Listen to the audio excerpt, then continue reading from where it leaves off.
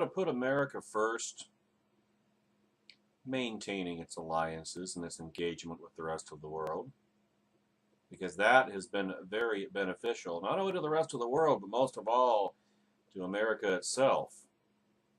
As David French wrote yesterday at National Review Online, less America on the world stage would mean more Putin, more ISIS, and more Red China, and more North Korea, and etc., etc., etc. Let's consider for a moment painful historical facts.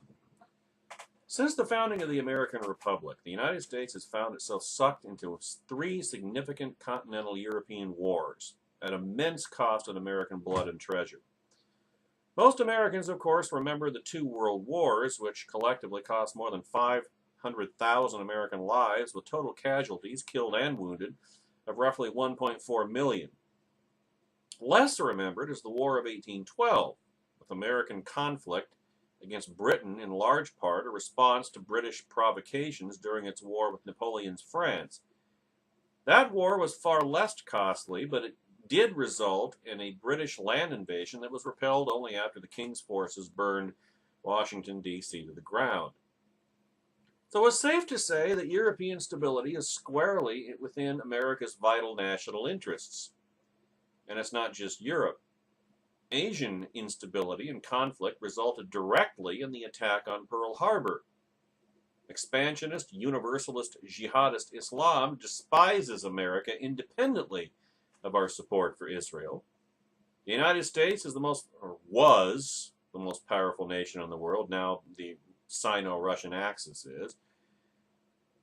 With the formerly most powerful, the second most powerful connected economy in the world. Red China has a bigger economy than the United States. They passed us up a couple of years ago, if you will recall.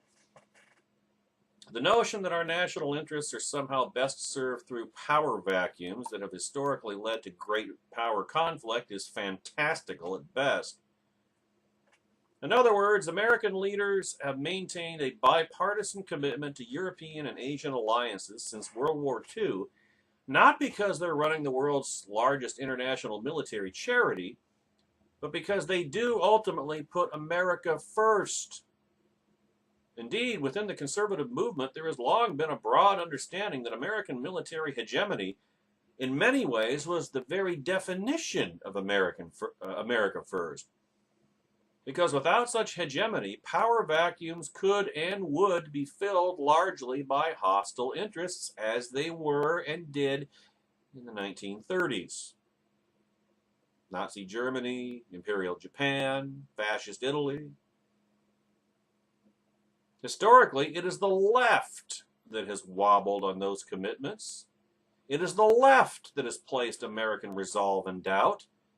Now, it's Donald Trump's GOP that is doing so. If the United States Navy pulled back from the Pacific, who would fill the void? Well, the Red Chinese, that's who. Or would there reemerge a historical race among the great powers for dominance, a race that would pose an unacceptable risk of sparking exactly the kinds of conflicts that have ultimately led to large-scale American loss of life, because we can't retreat into Fortress America and have the rest of the world leave us alone. The world was too small for that 80 years ago. You think it wouldn't be now? If America refused its NATO security guarantees and the alliance consequently unraveled, who would fill the void? I think we know. Trump's boy toy in Moscow, Vladimir Putin. Are we sure that it would be Britain and France? No, it would not be Britain and France. We would once again see the European powers revert to type, especially with Russia demonstrably set on playing by its old rules. Again and again, when you hear people touting the slogan America First, you hear them arguing for America Less, a diminished nation. I mean, remember Barack Obama? Remember the Obama doctrine. My legacy will be in America reduced to the level of the rest of the world, and now here comes Donald Trump along to say, yeah, that sounds great. A diminished nation, one that reverts to the status it had before the world wars, when a less powerful country enjoyed the free navigation of the seas largely guaranteed by the Royal Navy, not our own, and focused on opening up its own vast near abroad, which is a distant memory. I mean, those days are gone, never to return. The world's second largest economy, second to Red China, with one of the world's largest populations, depends on a high degree of global peace and global security to maintain its way of life, to maintain even the basic notions of an American dream in which our kids have a chance to do better than their parents. When it comes to the American economy and American influence, less is not more. Of course, that does not mean that more is always more either. We can't be everywhere. We shouldn't intervene everywhere, only when it's our national and strategic interest to do so. Even our colossal economy has its, well, it's not colossal anymore, but even our economy, especially now, has strict, distinctive limits in supporting and maintaining a powerful military. We still have to pick and choose our battles, and we're not as capable of fighting as many battles as we used to be, thanks to Barack Obama. But the new America First, which bears considerable resemblance to the old America First of 80 years ago, isn't content with saying no new entanglements, no new wars. It questions the viability and necessity of our most enduring alliances. The alliances that we know we have kept the peace on the European continent since 1945, that we know have prevented even worse conflict in Asia since World War II.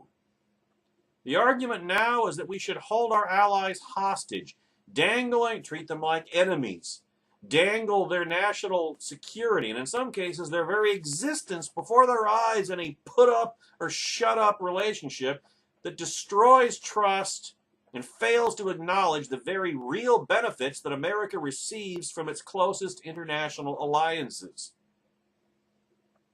The quest for international peace and international economic liberty, twin forces that have lifted billions from poverty and have helped dramatically increase opportunities and standards of living here at home, is now sneered at as globalism.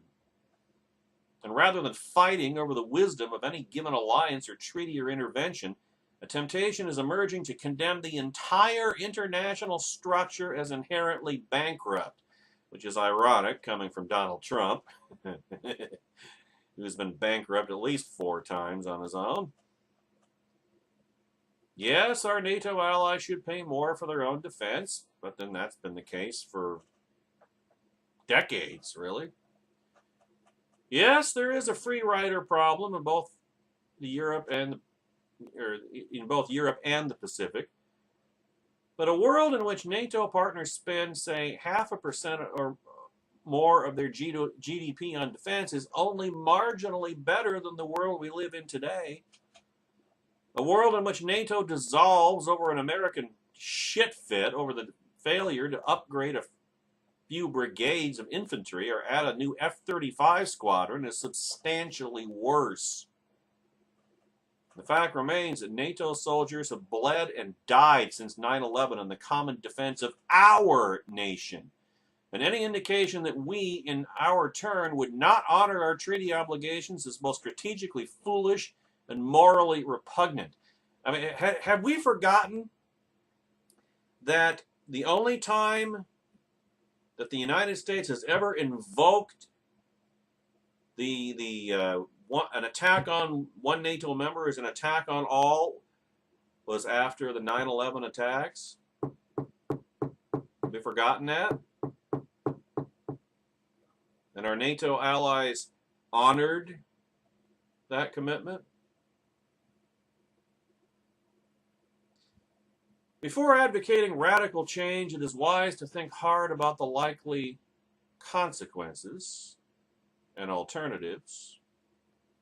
And under a world that featured America less, who would assert more?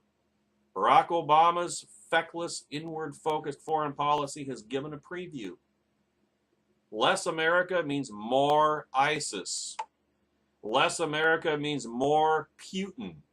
Less America means more Red China. None of those developments are good for the country we love. Want to put America first? Don't throw away its alliances. You won't like what arises in our place.